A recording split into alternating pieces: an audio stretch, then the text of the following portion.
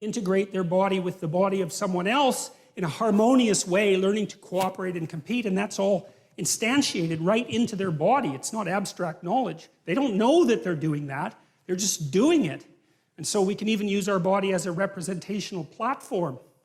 So we've been studying each other for a long time, abstracting out what is it that we're up to. And that's what is it we're up to? What should we be up to? That's even a more fundamental question. If you're going to live in the world and you're going to do it properly, what does properly mean? And how is it that you might go about that?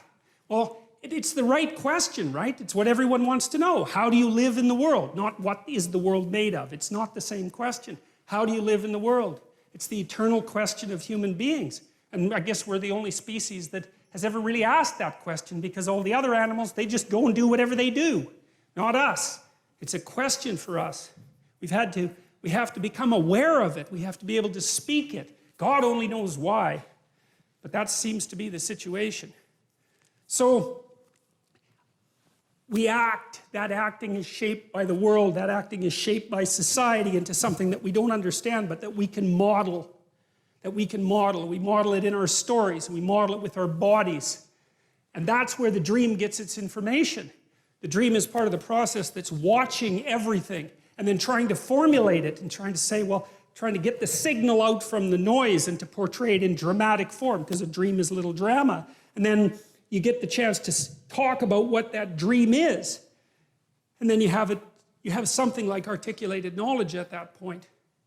And so the Bible, I would say, it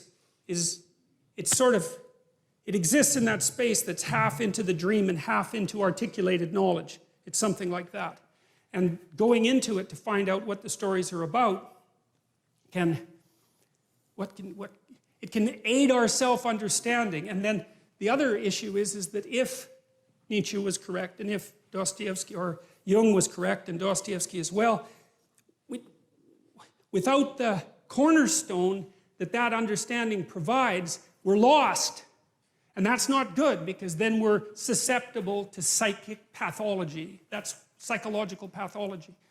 You know, the people who are adamant anti-religious thinkers seem to believe that if we abandoned our immersement in the underlying dream, that we'd all instantly become rationalists like Descartes or Bacon, or, you know, intelligent, clear-thinking, rational, scientific people. And I don't believe that for a moment, because I don't think there's any evidence for it. I think we would become so irrational so rapidly that the weirdest mysteries of Catholicism would seem positively rational by contrast. And I think that's already happening.